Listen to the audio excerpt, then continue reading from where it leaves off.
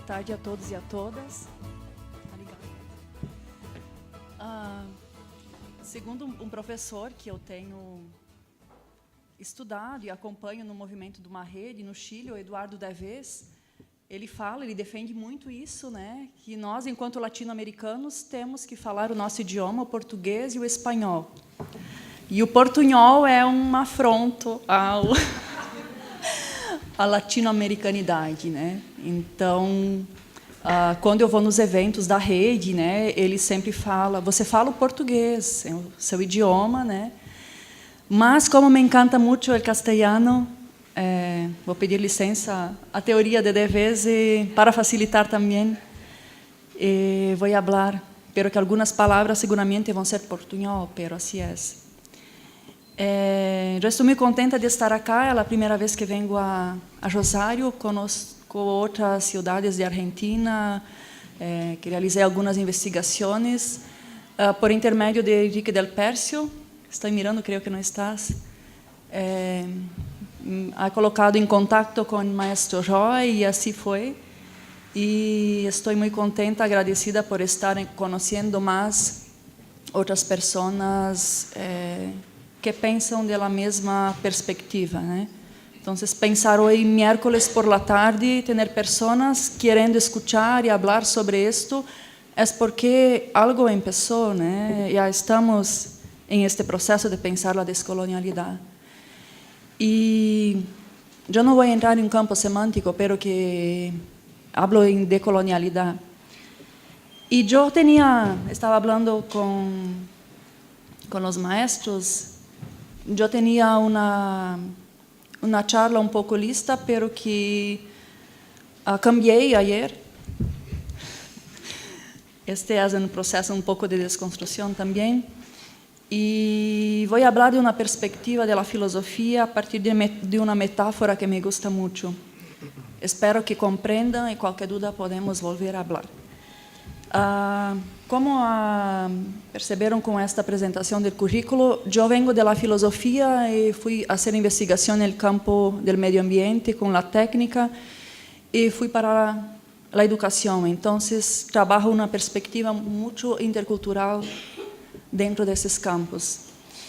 Sempre tive um acercamento muito grande com a história, as culturas, pero que muitas coisas se tarda para compreender, né? Há uma frase de um educador brasileiro, que é Paulo Freire, que diz: mirar lo que antes se ha visto implica sempre mirar algo não percebido ayer antes. Então, este processo é bueno para pensar. E quando eu fui a fazer uma parte dos estudos em la Espanha, foi por ter um centro de investigação de éticas aplicadas com a maestra Adela Cortina, e começou um estranhamento que as pessoas perguntavam: tu de onde eres? Né? De Brasil. E Brasil era uma coisa muito... Sim. E eu pensei, pero, bueno, vou começar a dizer que sou de América Latina para ver. Porque há um imaginário da mulher brasileira na Europa que é muito negativo. Então, eu comecei a dizer, sou de América Latina. E isto também não sonava bem. Muitos diziam, 2, 3 pessoas, que foi muito forte, assim como, pero tranquila, não te pareces de América Latina. E eu pensei, que problema há de ser de América Latina? E foi lejos que eu pensei e comecei a mirar sobre a identidade. Eu comecei a fazer uma busca em las enciclopédias, em los dicionários muito antigos, em las universidades, bibliotecas onde viajava, e para buscar o significado da palavra colonizador e colonização. E por surpresa, pero que não havia esta palavra, porque é de nós outros. E a palavra indígena também, com uma conotação muito distorcida do índio. Bueno, então, estas questões me provocaram muito para mirar outras coisas. E o bueno de la interculturalidade é que nos permite fazer estes cambios neste movimento. Então, para também não tomar muito tempo, yo utilicé una metáfora del bachelor que me gusta mucho para pensar otras cosas. Ya empiezo diciendo que sí se puede pensar la filosofía desde otras perspectivas occidentales también, pero que es necesario reinventar y pensar de una otra forma a partir de nuestra realidad.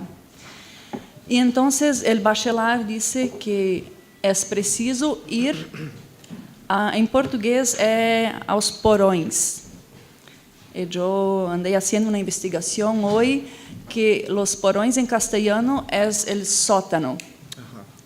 Entonces, y para nosotros sótano es arriba, entonces voy a tener que concentrarme para decir. Y el bachelor escribe esto para anunciar que la casa donde se habita es un lugar de nuestro mundo, un cantito de nuestro mundo, de nuestro vivir. Y esta metáfora de espacio y tiempo en la casa, ele escreveu para pensar o âmbito da psique. Eu, sem consultar Bachelard, disse, vou utilizar esta metáfora para pensar a decolonialidade. E assim escrevi à mão, aqui está. E eu vou falar um pouco sobre isto. Por que eu falo disto? De onde vengo agora? Es de sul de Brasil, estamos de Chapecó, esta ciudad, estamos cerca de la frontera, divisa con Argentina, Rio Grande do Sul, Paraguay. Y las casas de campo, todas tienen prácticamente esta estructura. El sótano, planta baja, y arriba, que arriba no lo sé qué nombre se da acá. Altillo puede ser. No es una palabra nueva. Arriba. Arriba. Ático. Y estos espacios de las casas tienen una función de ser. Todo eso tiene una relación muy cercana con la cultura, con el clima, con otras formas también de pensar. Y por eso ese acercamiento con la metáfora de pensar de estas partes de la casa para la sobrevivencia del hombre del campo, para almacenar los productos, la alimentación, para también el periodo de conflicto. Y yo gostaria de invitarles para pensar en estos tres espacios de una casa, de un sitio donde se vive, donde hay mirado, pasado en algún momento de la vida. Y yo invito para pensar nesses espacios a partir de la descolonialidad. Entonces voy a seguir un poco acá las ideas que yo apunté desde ayer. Entonces, las descidas, cuando se baja al sótano, estas descidas, ellas nos potencializan de sobremanera para enfrentarmos racionalmente los fenómenos, trabalhando a favor sempre daquilo que nos interessa, contra as limitações que são impostas e criadas por muitas vezes sobre nós outros. É necessário, sim, ir ao sótano, pois é em lo sótano que é possível mirar, né, sobre nossa América, sobre nossa história, sobre nossa memória e sobre as raízes mais profundas que há. Pero que elas são muito fortes.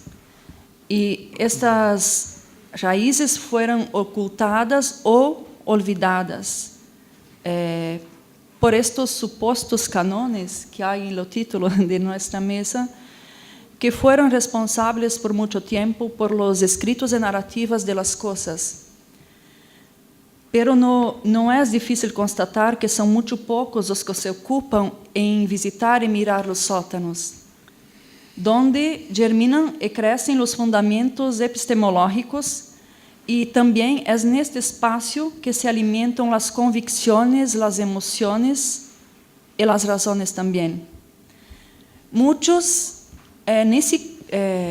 quizá nunca foram ao sótano, sempre estão em la planta baja.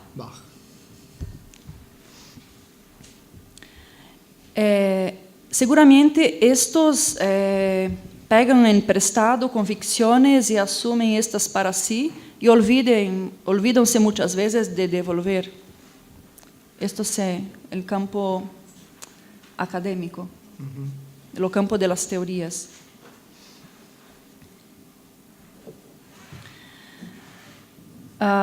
Trazer para o sótano, para as partes de arriba, é carácter muito contingente de las coisas que nos permite empezar a pensar decolonialmente.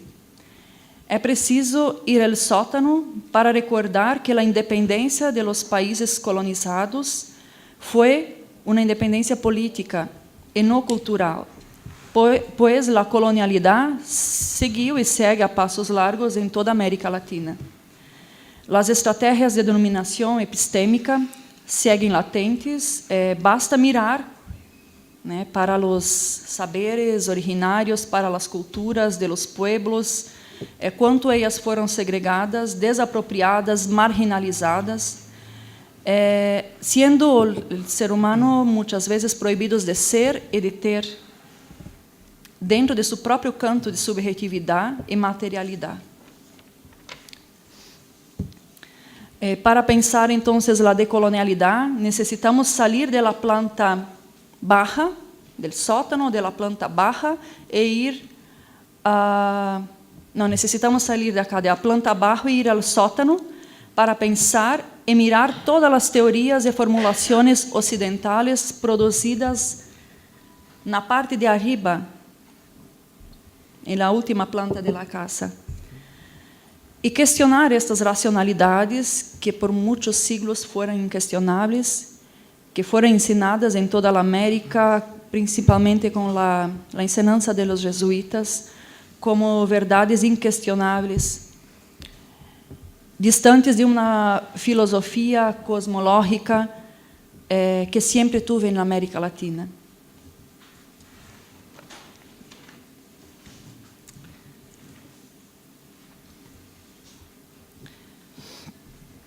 Então, pensar a decolonialidade e a interculturalidade sempre vai permitir fazer este debate sobre a universalização destas hegemonias que imperam no campo da educação, que é também onde eu hablo e tenho hecho estas interlocuções. Também porque não comentei quando iniciei, eu trabalho com uma instância superior, se chama Licenciatura Intercultural Indígena. E, por opção de los estudiantes indígenas, temos as classes em la aldea e não em la universidade. E desta região onde vengo, há 12.000 indígenas caigangues. E muitos em Brasil desconhecem esta presença. E como estamos muito cerca das fronteiras, antes de ter as fronteiras delimitadas, todo isto era sítio em comum. Então, os indígenas estão cambiando muito minha forma de ver o mundo, onde eles dizem, para nós, o pensamento é a territorialidade, não existe fronteira. Isto também é toda a lógica da busca da terra sem males e outras perspectivas. Isto foi imposto arriba para abaixo, não de uma forma horizontal. Então, ao buscar superar estas desigualdades sociais, pensamos em toda a América Latina, uma vez que ela mesma estuve abaixo das mesmas necessidades, riscos e impasses com a colonização em comum. Sin embargo, o que proponemos pensar a partir de lo global, pero com ação local, é as demandas e emergências locais em nossas regiões e fronteiras, que foram marcadas fortemente desde o início da colonização. E eu tenho defendido muito isto, de que é possível estes cambios, por mais que sejam pequenos. E é uma perspectiva de mirar para a América Latina a partir de nós, de nossa singularidade, de nossa realidade. Mirar para dentro, não desde fora, né? E a América Latina é um espaço vivencial e este processo de subordinação que vivimos que foi vivido no processo de colonização se configura com o processo decolonial que incide com muitas dificuldades em todas as especificidades, em las estruturas sociais, econômicas e principalmente culturais. Entonces, eu pensei, né, como pode a América Latina manifestar e mostrar seu potencial emancipatório diante de uma autonomia política, econômica e cultural? Como fortalecer e preservar estas identidades, preservando suas herências, né? A partir de nossas epistemes, a partir de nós outros, é uma forma de poder manter a utopia também, de seguir crendo em algo. É importante também ter viva a memória de que os países de terceiro mundo, que ainda é muito comum encontrar em materiais bibliográficos para a enseñanza em las escolas, em muitas bibliografias, é uma denominação conhecida e utilizada para classificar a episteme e o controle. Foi uma estratégia planificada para selecionar e reduzir pessoas e culturas, criando divisor, sendo divisor esto não excludente meio para determinar a ideia de desenvolvimento e no desenvolvimento, ou quizá, em outras palavras, colonizador e colonizado.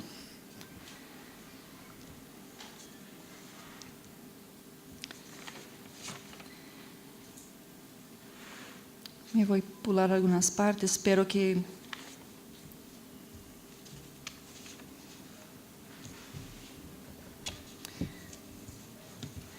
Então, eu comecei a mirar em este processo da licenciatura intercultural que o máster eu trabalho com uma perspectiva teórica e uma assinatura que é a Teoria Crítica da América Latina. E a primeira pergunta que sempre hago é: que pensamento latino-americano se conhece, ou quais são os intelectuais ou os que pensam em Brasil, né? E é sempre muito na tendência por a história da universidade sempre mirar para fora. Eu também tive esta formação, pero que hoje há movimento muito interessante e muito forte que é assumir o protagonismo. Então, agora eu estou orientando no máster cacique de la aldea, não sei se em castelhano cacique também é e que é o cuyán, que é o que tem conhecimento de toda a parte cosmológica de las hierbas, de los rituales chamán. Bueno, e é uma responsabilidade muito grande e me emociona muito porque é trabalho que vai muito além de uma orientação, é cambio de vida também. E eles são estudantes egressos da licenciatura intercultural indígena que habilita em 4 campos do conhecimento, em las matemáticas, literaturas e, bueno, eu trabalho em las ciências sociais, que eles, quando terminam este grado, têm habilitação para trabalhar em história, filosofia e sociologia. A intenção é que as escolas indígenas tenham solamente maestros com formação que sejam indígenas, por mais que nós não indígenas trabalhamos. Pero hay que tener una abertura del mundo muy grande para no estar novamente en un proceso colonizador. Y yo percibí que en este proceso de formación, la interculturalidad no era muy presente, y sí el proceso de decolonialidad. Estaba mucho más presente en este momento de formación, ¿eh? Pois se compreende, eu escrevi, a decolonialidade possibilita pensar de forma crítica a partir dos próprios lugares epistêmicos de formação, neste caso, né, em las aldeias. E é nisto que todos os conhecimentos tradicionais, as crenças, a sabedoria, todo que foi ignorado e eles não percebem a potencialidade disto. Então, é a partir de outras gafas que eles estão mirando sua própria história e valorizando muito.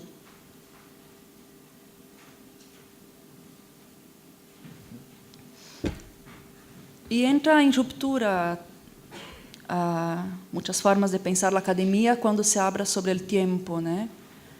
E nós estamos acá em tempo cronos e eles vivem um tempo kairos, E quizá este sea um tempo ideal e que se busca muito como viver junto ao tempo Cronos e Kairos em esta plenitude, né? Estamos em esta máquina, temos horas, somos predestinados a todo. E é muito curioso que quando se ligam as classes não há um horário para começar, é quando eles entram para a classe, desayunam. Se termina quando eles querem, estão cansados. E a mim me encanta esta forma de pensar decolonialmente o processo da ensinança. E eu mirava uma maestra que dizia para seu estudante: como não ha entregado seu trabalho, é para hoje. Eu estou saindo e eu era por la tarde. E eu disse: mas maestra, ainda é hoje.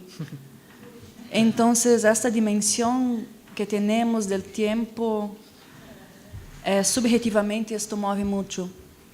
E é uma forma de nós pensarmos o tempo decolonialmente, né? E como somos reféns disto, sim, não há como sair de uma... Mas buscar estratégias para não deixar que o Cronos nos consuma, né?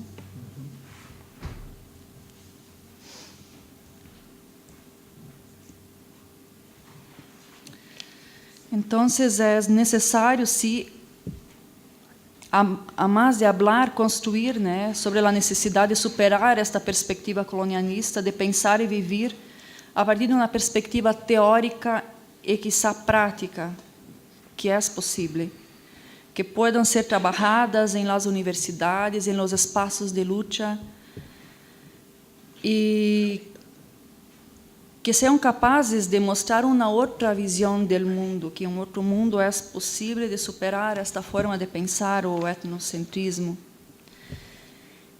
Então, por fim,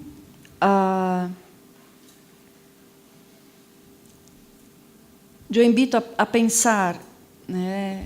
Eu estava pensando em lo verbo. É possível pensar decolonialmente? Eu trabalhei muito sobre a ética da responsabilidade, a ética ambiental, pensar a responsabilidade, pensar a ética ambiental. E eu pensei, hoje por la manhã, é possível pensar uma ética decolonial? Eu estou pensando, não tenho a resposta, mas que é uma possibilidade. Se sim, né, deveríamos pensar decolonialmente. Isto implica sair também do campo subjetivo, né? Mas é uma prática constante, um exercício em mirar toda a casa, o sótano, abaixo e arriba, todos os dias. Que bonito seria. E pensar decolonialmente, então, implicaria pensar em la resistência, em el pensamento livre, em los significados, em las expressões, em la autonomia, e o empoderamento, para então situar desde lejos todas as estruturas dominantes que se mantiveram desde o colonialismo, interiorizando e inferiorizando o sentimento, o conhecimento, o modo de ser, de viver e de ver o mundo desde dentro de nossa episteme de Latinoamérica. Pensar decolonialmente implicaria também pensar em los excluídos, em los oprimidos a todo instante, em los que sonham, em los que lutam em restabelecer seu diálogo com a essência e com a história de suas ancestralidades. Pensar decolonialmente permite dialogar com os pueblos, com as culturas, com as racionalidades, com as transcendências, com a diversidade, a fim de legitimar, então, o saber, né, e o poder de nossa América. Então, é uma reflexão. Eu tinha em outra organização alguns canones da filosofia, pero que pensei, não vou falar a partir de eles e creio que cada um tem que fazer este exercício, quizá de pensar decolonialmente a partir de sua formação e do que se pode fazer, lo que se pode seguir, quizá isso seja uma ética decolonial que esteja em la essência, em la existência, de poder vivir por este bem comum. Entonces creo que son procesos, mucho do que foi hablado por la mañana, creo que as coisas vão, hablamos em português, ganhando corpo, vão se constituindo. Y esto es lo bueno. En Brasil se está haciendo un movimiento, yo tengo acompañado más en las universidades del sur, y se pensa mucho en este campo epistemológico. Y ahora en octubre, la universidad, yo estoy organizando un congreso para pensar sobre esa perspectiva a partir de los saberes indígenas, pensar la decolonialidad y también cómo lo derecho, la constitución, ella no fue hecha a partir de una decolonialidad. Entonces, creo que abre precedentes. A partir do momento que se empieza a pensar decolonialmente, va abrindo precedentes para mirar otras cosas. Y es bueno, pero que esto también causa mucho dolor. Bueno, acá estoy, seguimos en contacto. Gracias.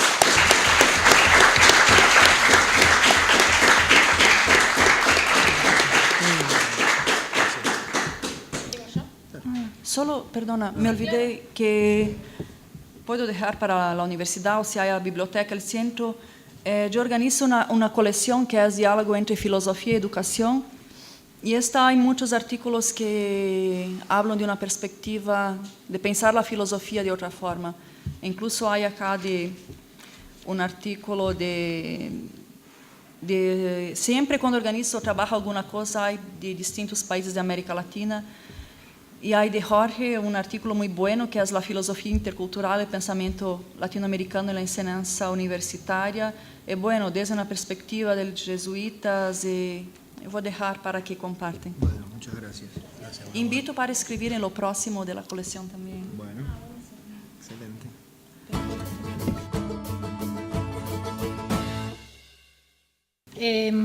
El trabajo que yo tengo hoy acá para compartir se llama La escolarización en América Latina o el mito de la vaca sagrada, una crítica desde la perspectiva de Iván Illich.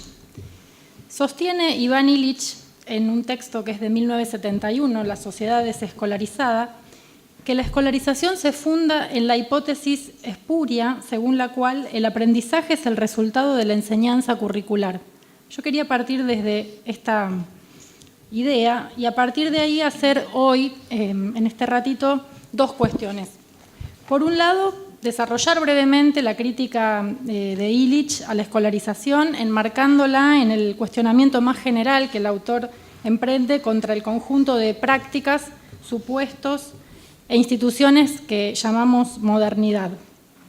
Y por otra parte, hacer un llamado de atención sobre algo que, bueno, que a mí me viene haciendo ruido y que son posibles usos apropiadores de la propuesta de Illich por parte de las políticas neoliberales que actualmente intentan desconfigurar el sistema de educación pública y que con estos fines, digo los de desconfigurar la educación pública, suelen apropiarse de propuestas críticas y adaptarlas a sus objetivos. O sea, de algún modo tratar de pensar la tensión entre lógicas liberadoras y lógicas, podríamos decir, civilizatorias, opresivas, que tensionan el fenómeno de la educación y que tensionan, en este caso, lo que es una propuesta teórica sobre educación.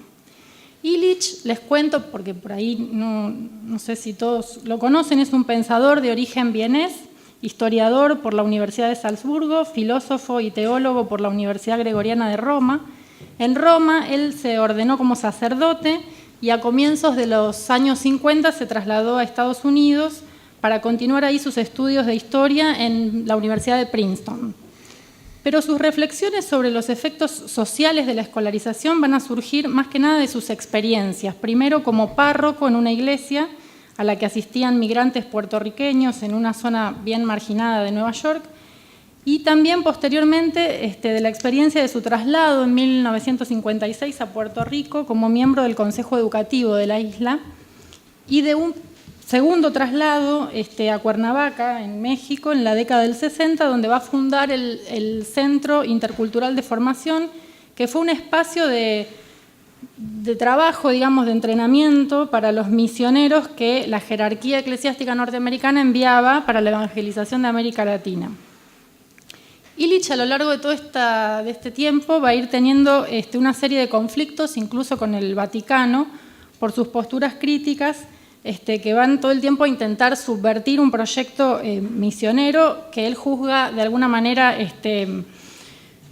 sordo, digamos, a las especificidades culturales de la región, y que juzga también un proyecto cómplice, digamos, de lo que era la Alianza para el Progreso, ¿no? Ese esquema de asistencia para el desarrollo de la época de Kennedy.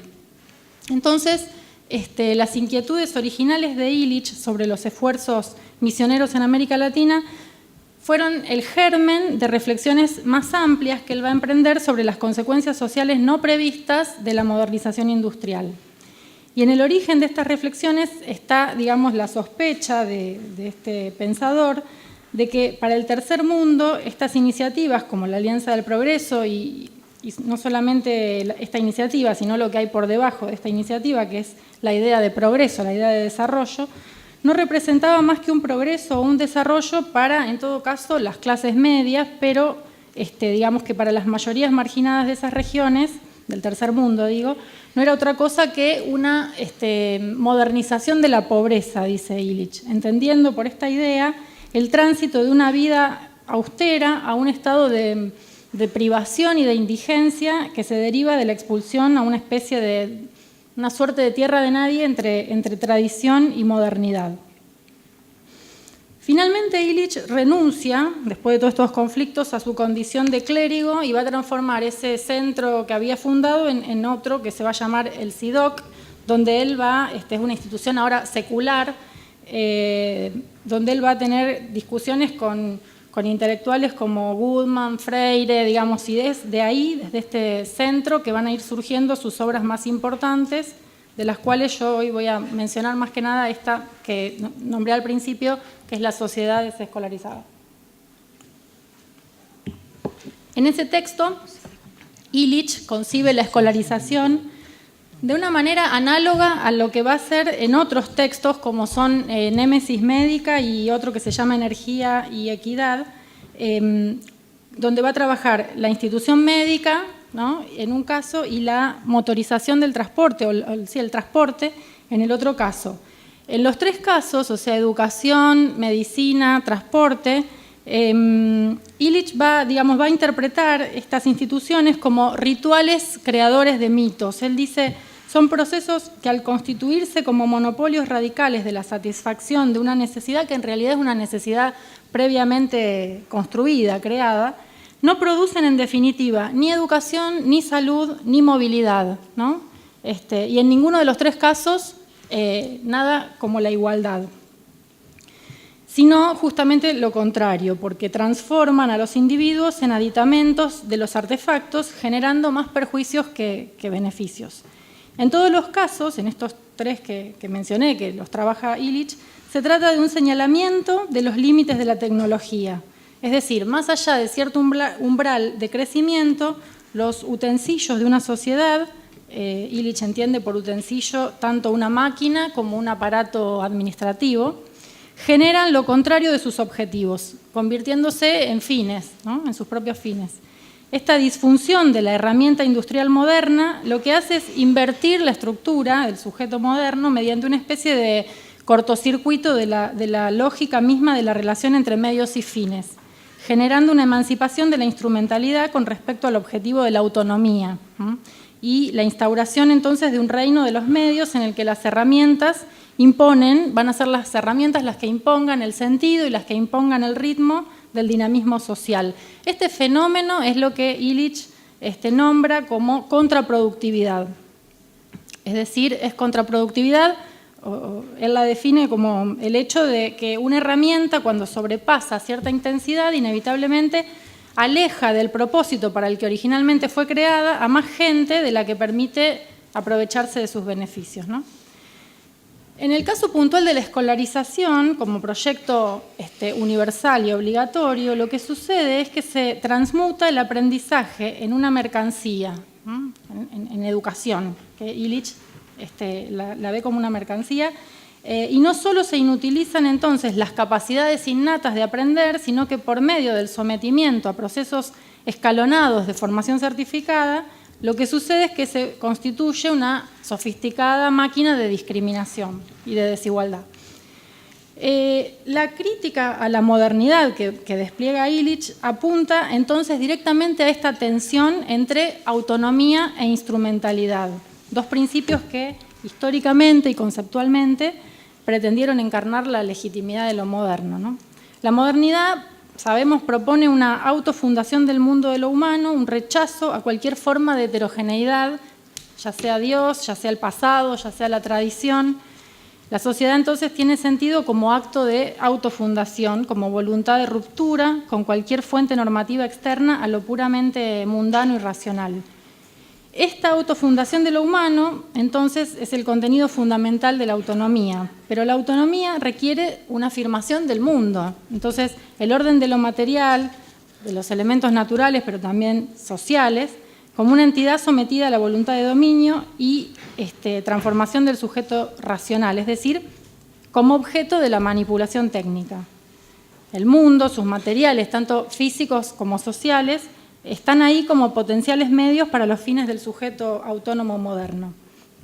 Emancipado de la relación de dependencia con un orden tradicional, con un orden simbólico, con cualquier afuera, con cualquier antes o con cualquier más allá de la razón, el sujeto afirma su autonomía entonces mediante el dominio tecnológico del mundo. Entonces, lo que Illich sostiene es que en una primera fase o faceta, podríamos decir, de lo moderno, el lazo entre autonomía e instrumentalidad se da del modo de una afinidad.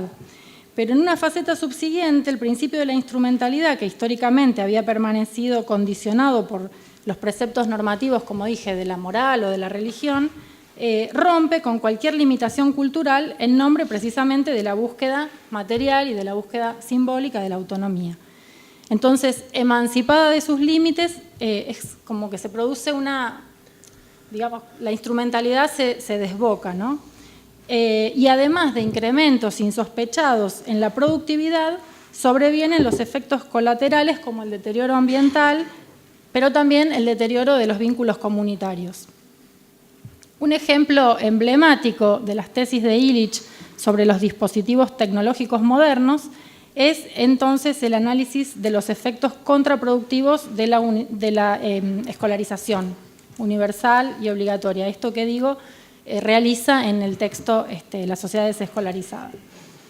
Para Illich, la escolarización transforma el aprendizaje en educación, como dije también, en una mercancía acumulativa, cuantificable, monopolizada por la escuela. Por escolarización, Illich entiende el régimen que pretende organizar el aprendizaje a partir del consumo obligatorio de esa mercancía.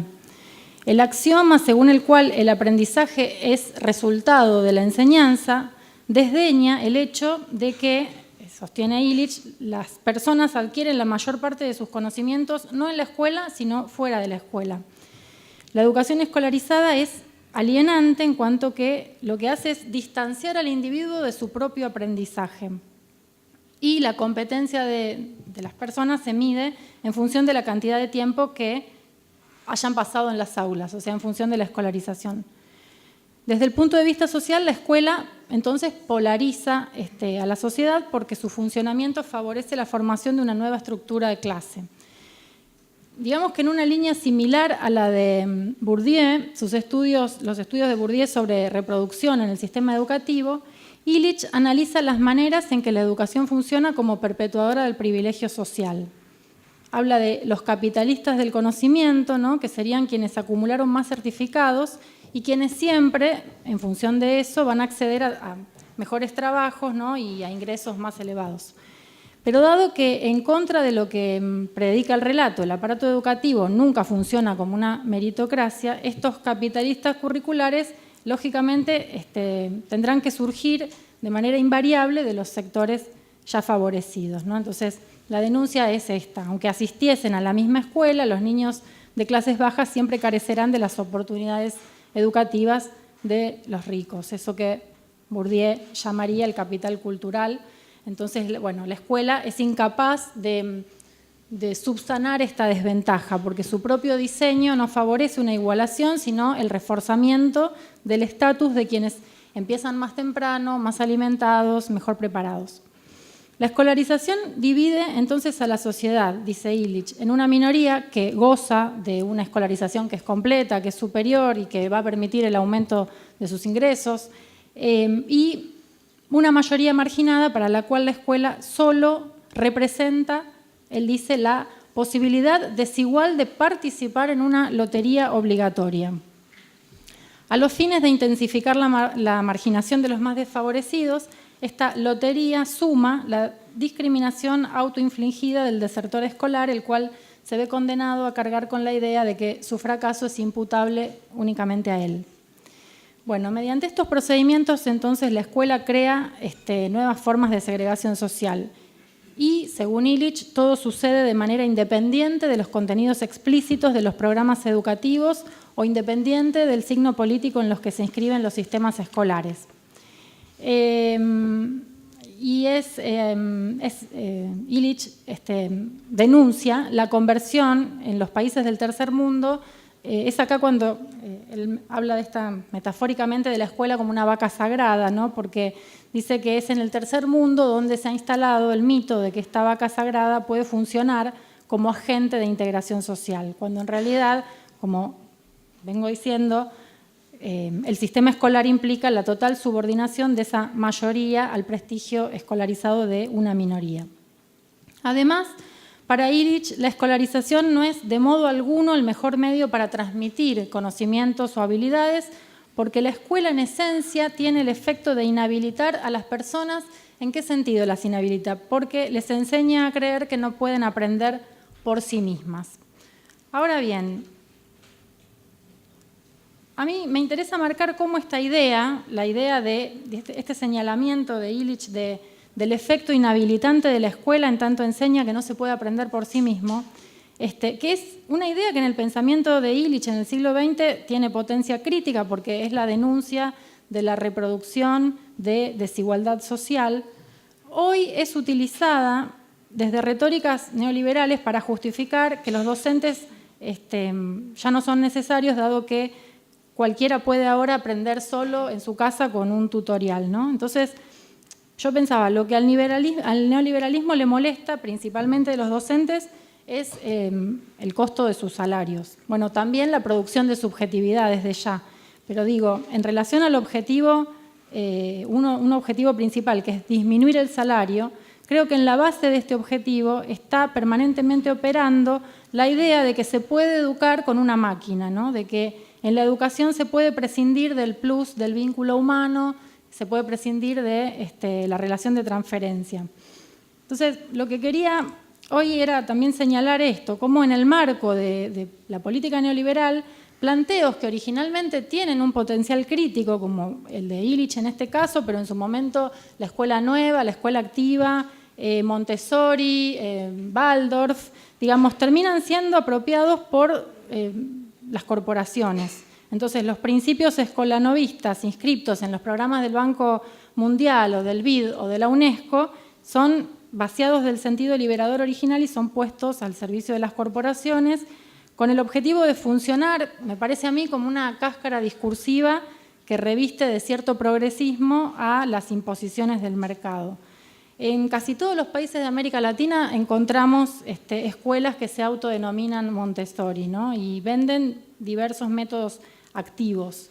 Y por debajo, si nos ponemos a ver, están Monsanto, Banco Santander, empresas educativas como estas Pearson Education, Teach for All, que todas están ligadas al Departamento de Estado de los Estados Unidos y que lo que hacen es vender a gobiernos como el que actualmente tenemos paquetes didácticos, servicios de evaluación, plataformas virtuales, servicios de entrenamiento a docentes latinoamericanos dictados por líderes no formados en la docencia, sino en el marketing.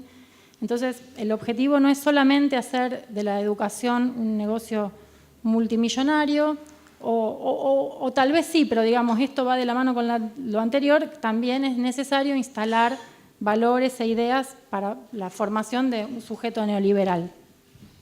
Retomando puntualmente la propuesta de Illich, yo decía que lo que me ha llamado mucho la atención, o por qué, digamos, esta idea, que digo, en un caso tiene un potencial de denuncia y después resulta que suena en algunas personalidades, como por ejemplo este pedagogo Mariano Narodowski, no sé si lo conocen, exministro de Educación de Macri en la ciudad de Buenos Aires, y él tiene una amplia obra en defensa de la desescolarización. Entonces, me parecía importante traer este ejemplo porque creo que es ilustrativo de cierta complejidad, ¿no?